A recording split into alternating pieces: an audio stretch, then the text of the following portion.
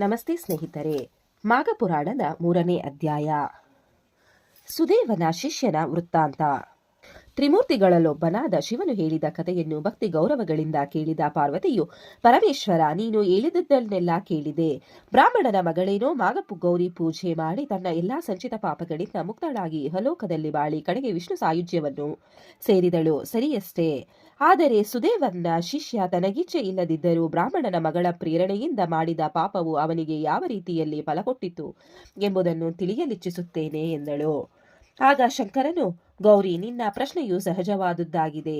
ಕೆಲ ದಿನಗಳಲ್ಲಿಯೇ ಶಿಷ್ಯನು ತನ್ನ ಗುರುಗಳ ಬಳಿಗೆ ಬಂದು ತನ್ನ ಪಾಪ ಪರಿಹಾರಕ್ಕಾಗಿ ಮಾರ್ಗ ಸೂಚಿಸಬೇಕೆಂದು ಕೇಳಿಕೊಂಡನು.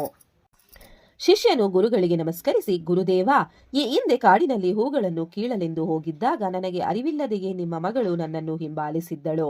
ಅದೇನು ದೊಡ್ಡ ತಪ್ಪಲ್ಲ. ಆದರೆ ನನ್ನನ್ನು ಬಲತ್ಕರಿಸಿ ಭೋಗಿಸಲು ಹೇಳಿದಳು.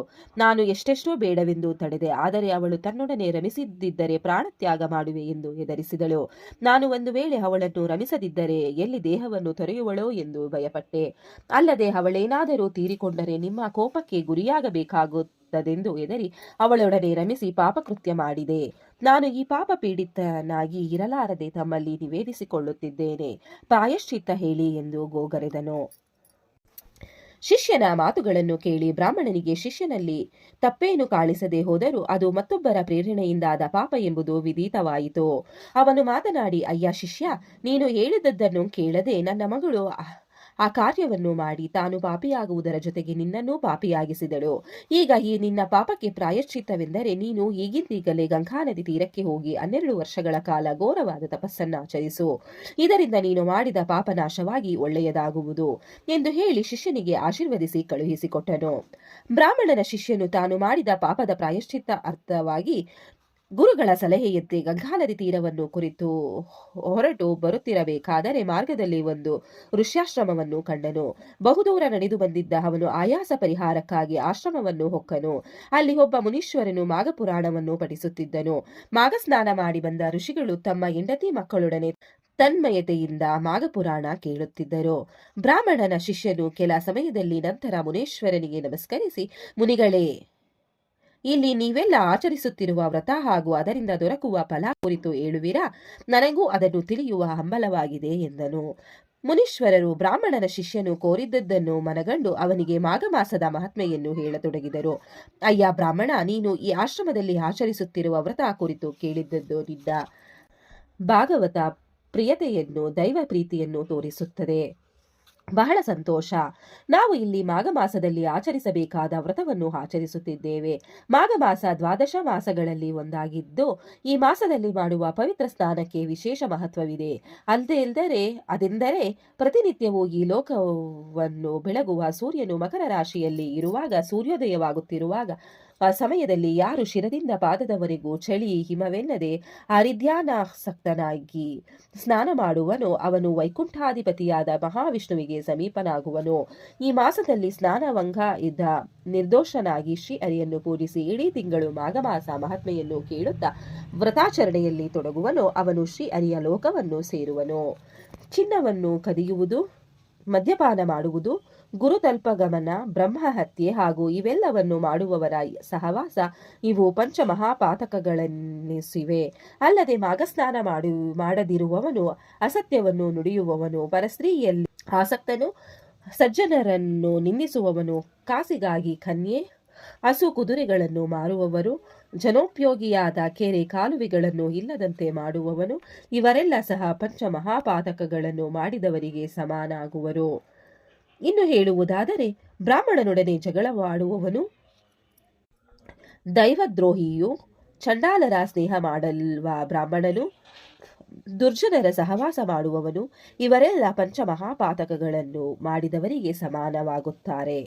ಮಾಘ ಮಾಸದಲ್ಲಿ ಮಾಘಸ್ನಾನವನ್ನು ಬಿಟ್ಟವನಿಗೆ ಪಂಚಮಹಾಪಾತಕಗಳನ್ನು ಮಾಡಿದವರಿಗೆ ಸುತ್ತಿಕೊಳ್ಳುವಂತೆ ಪಾಪಗಳು ಸುತ್ತಿಕೊಳ್ಳುವವು. ಮಾಘ ಪುರಾಣವನ್ನಾಲಿಸಿದ ಮಹಾನವರು ಗೋಹತ್ಯೆ ಮಾಡಿದ ಪಾಪ ಅನುಭವಿಸಿದವನಿಗೆ ಸಮಾನಾಗುವನು. ಆದುದರಿಂದ ಸಜ್ಜನರಾದವರು, ತಿಳುವಳಿಕೆ ಉಳ್ಳವರು ಮಾಘಸ್ನಾನವನ್ನು ಆಚರಿಸಿ ಇಹಲೋಕದಲ್ಲಿ ಸುಖಿಗಳಾಗಬೇಕು. ನೀವು ಇಲ್ಲಿ ಯಾವ ವ್ರತ ಮಾಡುತ್ತಿರುವಿರಿ ಎಂದು ಕೇಳಿದೆಯಲ್ಲ, ಇದು ಮಾಘ ಮಾಸದ ವ್ರತ. ಈ ಮಾಸಕ್ಕೆ ಶ್ರೀ ಹರಿಯೇ ಅಧಿಪತಿ ಮತ್ತು ಅಧಿದೇವತೆಯಾಗಿದ್ದು ಮಾಘಸ್ನಾನ ಕೈಕೊಂಡವರಿಗೆ ಫಲಗಳನ್ನು ಕೊಡುವವನು ಅವನೇ.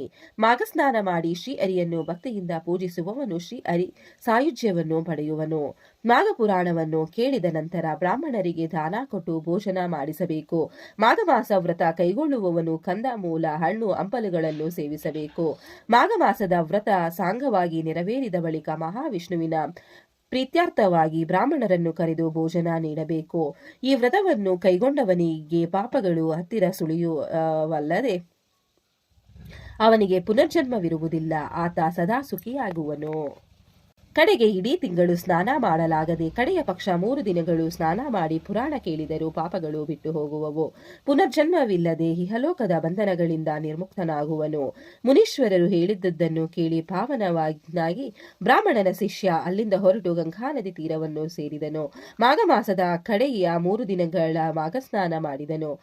ತನ್ನ ಗುರುಗಳು ಹೇಳಿದಂತೆ 12 ವರ್ಷಗಳ ಕಾಲ ಚಳಿ ಮಳೆ ಗಾಳಿ ಬಿಸಿಲುಗಳೆನ್ನದೆ ತಪಸ್ಸನ್ನಾಚರಿಸುತ್ತಾ ಶಂಖ ಚಕ್ರ ಗದಾಪಾಣಿಯು ಸಹಸ್ರ ನಾಮಾನ್ವಿತನೂ ಆದ ಮಹಾವಿಷ್ಣುವಿನಲ್ಲಿ ಧ್ಯಾನಾಸಕ್ತನಾದನು.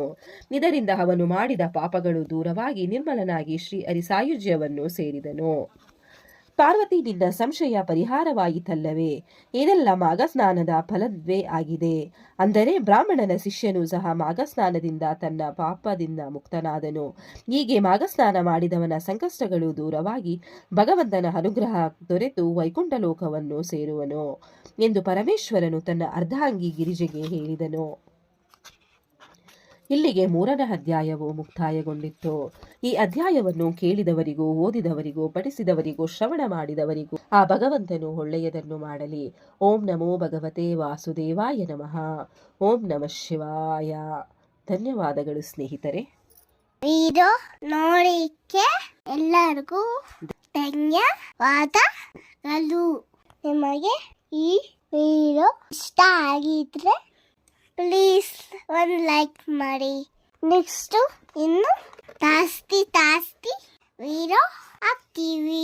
ಹಾಗೆ ನಿಮ್ಮ ಫ್ರೆಂಡ್ಸ್ಗೆ ಶೇರ್ ಮಾಡಿ ಮತ್ತೆ ಸಬ್ಸ್ಕ್ರೈಬ್ ಮಾಡಿ. Thank you very much.